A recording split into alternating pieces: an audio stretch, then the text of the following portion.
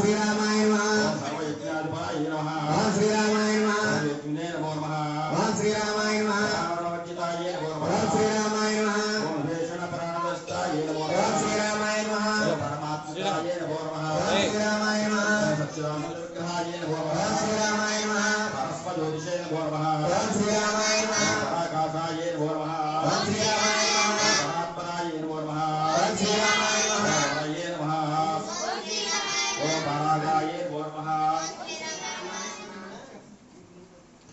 ఓం వివర్షణూపిణ్యే నమో నమః శ్రీరామాయ నమః వల్లభాయ నమో నమః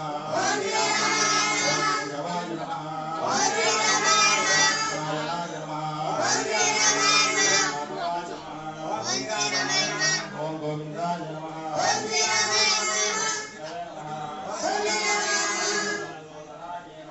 శ్రీరామాయ నమః విక్రమాయ నమః శ్రీరామాయ నమః ఓం వామనాయ నమః శ్రీరామాయ నమః శ్రీధరాయ నమః శ్రీరామాయ నమః ఓం ఋషికేశాయ నమః శ్రీరామాయ నమః ఓం పద్మనాభాయ నమః శ్రీరామాయ నమః ఓం దామోదరాయ నమః శ్రీరామాయ నమః శివనాయ నమః శ్రీరామాయ నమః అనిరుద్ధాయ నమో నమః శ్రీరామాయ నమః ఓం పురుషోత్తమాయ నమః శ్రీరామాయ నమః దోక్షయాయ నమః శ్రీరామాయ నమః ఓం నారసింహాయ నమో నమః జయ బోలో శ్రీరామచంద్రమూర్తి కి జయ బోలో శ్రీరామచంద్రమూర్తి కి జై శ్రీరామ్ జై శ్రీరామ్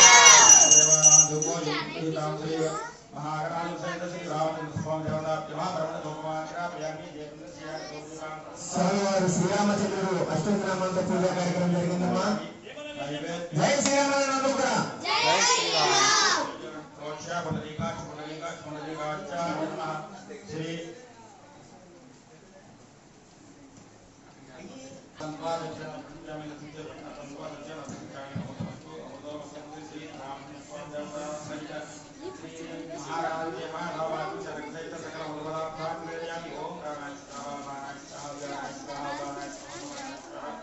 మధ్య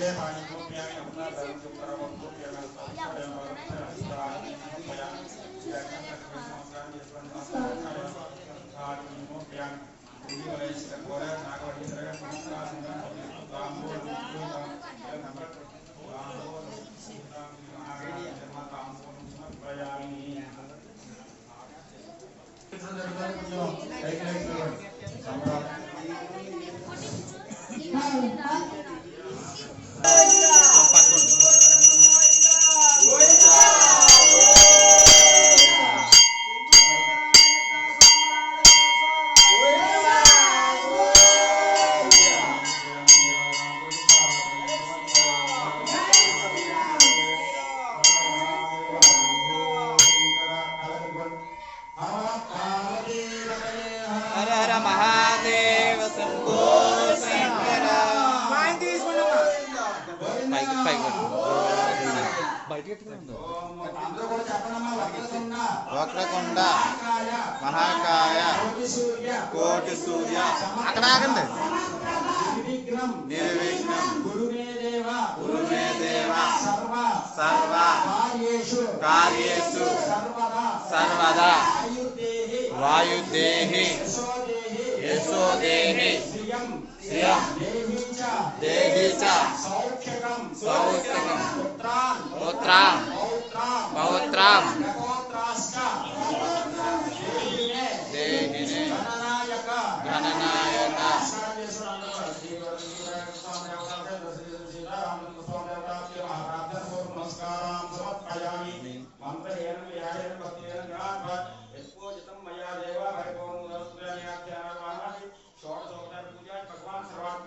గణపతి దేవతా ప్రసాదం శిరసా గృహ్ణామి. నమస్కారం చేసుకుని పళ్ళని పట్టుకుని ఇట్లా పైకి ఎత్తుకున్నమాట. యజ్ఞేన యజ్ఞేంద్రదేవాదాం ధర్మారుద్వాన్యా సంధ్యానాక్షమాత్మజ త్రలోక సాధ్యాసత్ దేవాదాస్తానం ప్రవేశయామి. క్షేమాయ పునరాగమనాయ చ. పట్టుకుని గంట పట్టుకుని తులసి కోట దగ్గర పూజా కార్యక్రమం జరుగుతుంది. ఆ తులసి యొక్క దగ్గరికి కార్యక్రమం సేపు మాట్లాడకుండా సైలెన్స్ గా భక్తితో భగవంతుడి యొక్క పాదాలు మాత్రమే మనం పట్టుకోవాలి. కూడా సైలెన్స్ కి వెళ్ళి ఇప్పుడైతే మీరు చూస్తున్నారు కోరుకున్నాం. గాడిమగలో విచ్చేస్తున్నట్టు కోదండరామస్వామి వారికి ఆలయం అయితే చూస్తున్నారు. ఆ సుందరమైన స్వరూపాన్ని చూడండి. ప్రతి ఒక్కరు కూడా ఆ దివ్యమైన తేజస్సుతో ఉండాలని ఆ పరంధాముడైన ఆ శ్రీరామచంద్ర ప్రభుని మనం అందరం కూడా మనస్ఫూర్తిగా కోరుకుందాం. ఈరోజు కార్తీక మాసం పౌర్ణమి సందర్భంగా 1000 జ్యోతులు అయితే వెలిగించడం జరుగుతుంది. మన గాడిమగ గ్రామంలో అత్యంత పవిత్రంగా ప్రతి సంవత్సరం కూడా అంగరంగ వైభవంగా స్వామివారికి ఇలాగే చేస్తూ ఉంటున్నారు. మన సనాతన ధర్మ వైభవాన్ని అందరూ కూడా కాపాడాలని ఈ యొక్క సంకల్పం. అందరూ కూడా కలిస్తేనే, ఐకమత్యంగా ఉంటేనే మన సనాతన ధర్మాన్ని మనం అందరం కూడా కాపాడగలం. రాముడు లాంటి ధర్మాన్ని మనం అందరం కూడా నిలపగలం ఈ కలియుగంలో.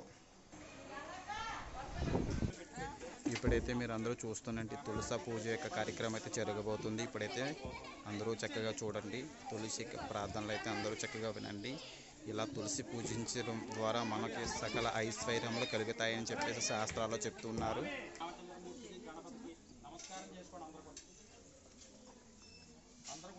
శ్రీరామ శ్రీరామ రామ రామ రామేతి రామేతి రమే రామే రమే రామే మనోరమే మనోరమే సహస్ర నామ నామ తత్తుల్యం తత్తుల్యం రామ రామ నామ నామ వరాననే వరాననే రామాయ రామాయ రామభద్రాయ రామభద్రాయ రామచంద్రాయ రామచంద్రాయ వేధసే వేదసే రఘునాథాయ రఘునాథాయ నాథాయ నాథాయ సీతాయాః సీతాయాః పతయే పతయే నమః నమః మాం మాం రక్షంతు రక్షంతు మమ మమ సహ సహ కుటుంబాన రక్షంతు రక్షంతు. అందరూ కూడా నమస్కారం చేసుకుని చేసేటువంటి కార్యక్రమంలో ఎటువంటి ఆటంకాలు ఉండకూడదు.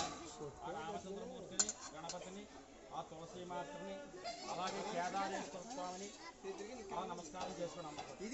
ప్రతి ఒక్కరికి కూడా అక్కడ తులసి దగ్గర పూజా కార్యక్రమం జరుగుతుంది. ప్రతి ఒక్కరు కూడా అది మీరు ఫలారాలు ఇవ్వడం కాదు, ముందు తులసి పూజ అతి ముఖ్యమైనది. మీరు దాటిపోతున్నారు, 1-2 సెకండ్లో దాటిపోతున్నారు. అక్కడికి వెళ్ళండి. తులసి పూజ సంవత్సరానికి ఒకసారి ఏంటంటే ఉన్నారు పూజ జరుగుతుంది. అక్కడికి వెళ్ళండి, ప్రొజెక్ట్ చేయండి. అతి ముఖ్యమైనది లక్ష్మీనారాయణుడి పూజ.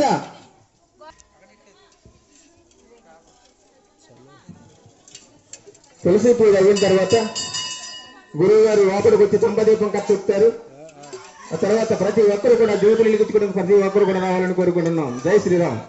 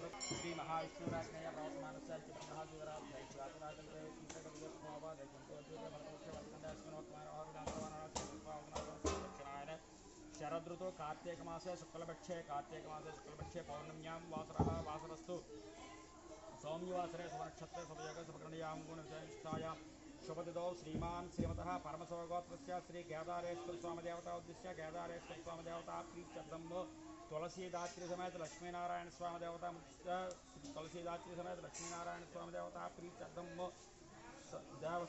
దేవసగృహే యజమానస్య రఘుకులగోత్రస్య ఎవరి పేర్లు వాళ్ళు చెప్పుకోండమ్మా. యజమానస్య రఘుకులగోత్రస్య ముందు యజమాని పేరు, మీ పేరు, పిల్లల పేరు చెప్పి నమస్కారం చేసుకోండి. యజమానస్య గోత్రస్య నామధేయస్య ధర్మస్య సమేతో యజమానస్య గోత్రస్య నామధేయస్య ధర్మస్య సమేతస్య సహ కుటుంబానాం అందరూ కూడా నమస్కారం చేస్తూ చెప్పండి. మమ అస్మాకం సహ కుటుంబాన క్షేమ స్థైర్య ధైర్య విద్యా విజయ అభయ ఆయు ఆరోగ్య ఐశ్వర్య అభివృద్ధి అర్థం ధర్మార్థ కామమోక్ష చతుర్విధ ఫల పురుషార్థ సిద్ధ్యర్థం చింతిత మనోరథ సిద్ధ్యర్థం శత్రుఘోష నరఘోష బంధుఘోష నివారణ సిద్ధ్యర్థం కార్తీక దామోదర దేవత సంపూర్ణ అనుగ్రహత సిద్ధ్యర్థం తులసి ధాత్రి సమేత లక్ష్మీనారాయణ స్వామి దేవత సంపూర్ణ అనుగ్రహత సిద్ధ్యర్థం ఇష్ట కామ్యార్థ ఫల సిద్ధ్యర్థం తులసి ధాత్రి సమేత లక్ష్మీనారాయణ దేవత ప్రీత్యర్థం కార్తీక మాస సౌమ్యవాస మహాపర్వ పౌర్ణమి తిథి సమయే దీప అలంకరణ సేవ దేవత ప్రీత్యర్థం యథాశక్తి పూజాంచ కరిష్యే. అందరూ కూడా మనసులో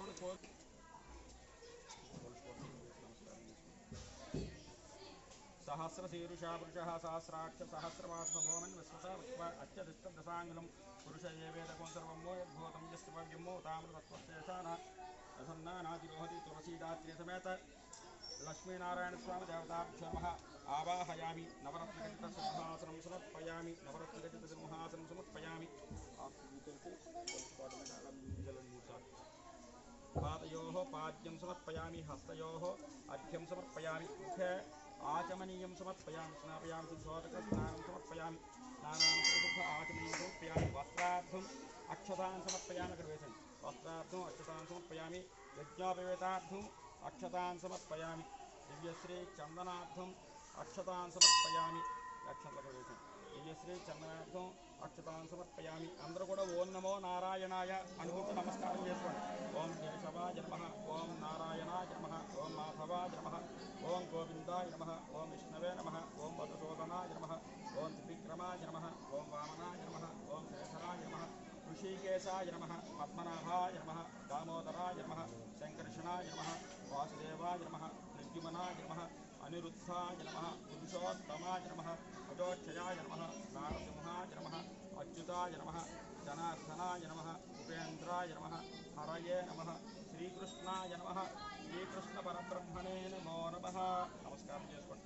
లక్ష్మీనారాయణుడికి తులసి మాతకి జై శ్రీరామ్. శ్రీ లక్ష్మీ తులసీదాస్ అమ్మ అగరత్తుల్ని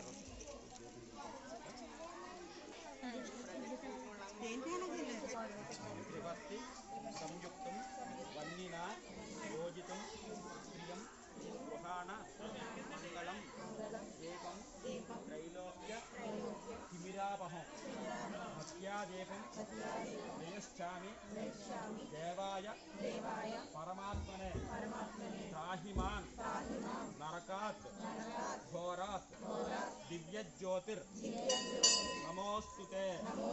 అందరూ కూడా నమస్కారం చేసుకోండి. ఈసారి దీపాలు వెలిగించండి.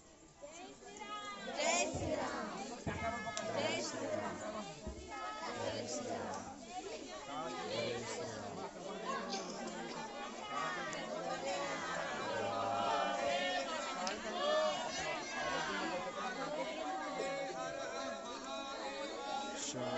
శంకర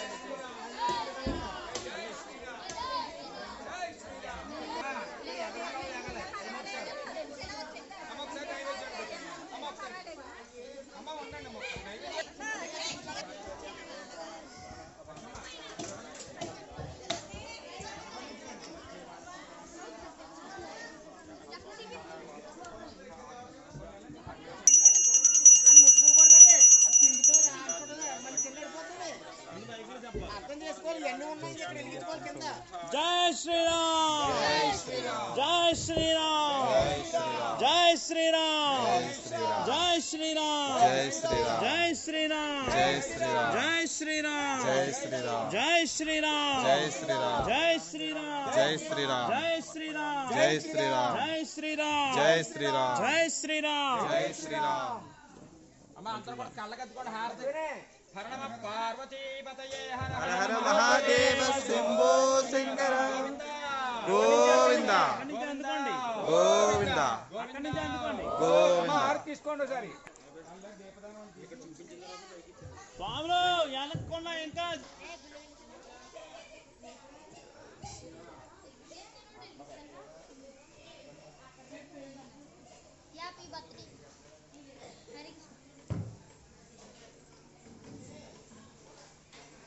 स्तुते शत्रुबुद्धि विनाशाय संध्यादीपं नमोस्तुते शुभं करोति कल्यादीपं नमोस्तुते. जय श्री राम.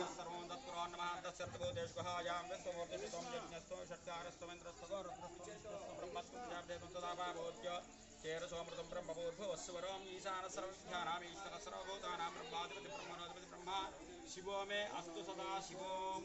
అందరూ కూడా అక్షంతలతో సమర్పణ చేసేసి నమస్కారం చేసుకోండి. వేదోక్త సువర్ణ దివ్య మంత్రపుష్పం సమర్పయామి. ఈసారి కూడా చెప్పండి ఒకసారి.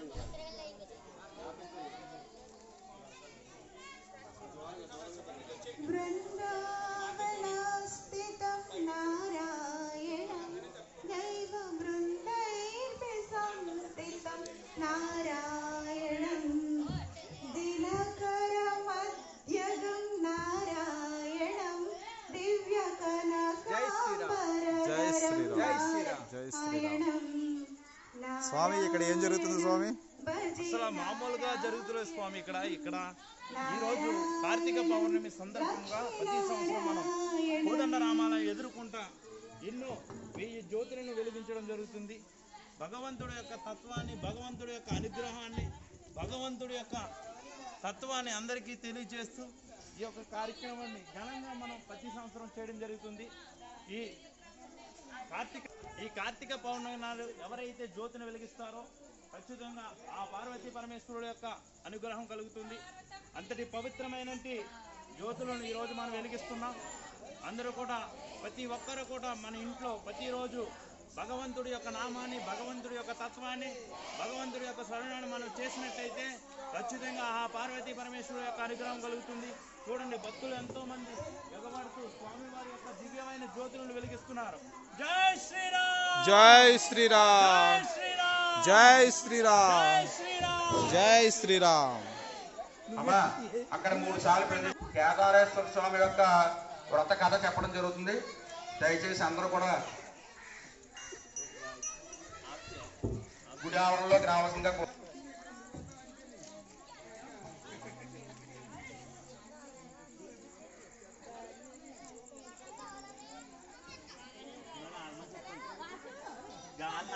సీతారామచంద్రుడు అలాగే లక్ష్మీనారాయణ పూజ మరి కార్తీక మాసంలో అతి మధురమైన తంబదీపం ఇటువంటి అర్థమైన చంద్రుని చూడటం ఈ కార్యక్రమాన్ని జరిపించారమ్మా. అలాగే మరి ఇప్పుడు ఈ కార్తీక మాసం గడిచిన మహాత్రేయులందరూ కూడా అక్కడ వెలిగించిన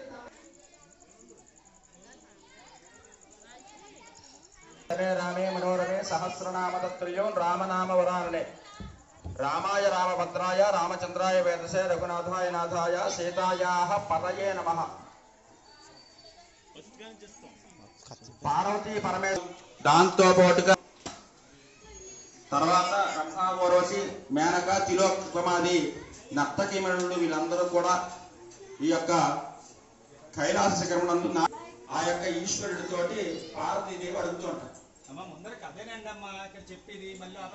ఆ పార్వతీదేవి ఈశ్వరుడు అడుగుతుంది, నాథ ఆ భృంగిరెడ్డి అనేటువంటి ఒక నర్తకుడు కేవలం నీకు మాత్రమే ప్రదర్శన చేసి వెళ్ళిపోయాడు, నాకు ఎందుకు చేయలేదు అని చెప్పేసి ఆ యొక్క భృంగిరెడ్డి అనేటువంటి నర్తకుడు చేసిన దానికి ఆ ప్రశ్న పార్వతీదేవి వేయగా ఈశ్వరుడు చెప్తాడు, ఋషి పుంగువులకి మునులకి నీతోటి పెద్ద పని ఉన్నదమ్మా, నాతోటే పని ఉంటుంది, అందువలన నాకు మాత్రమే ప్రదర్శన చేసి వెళ్ళిపోయాడు అని చెప్పారు.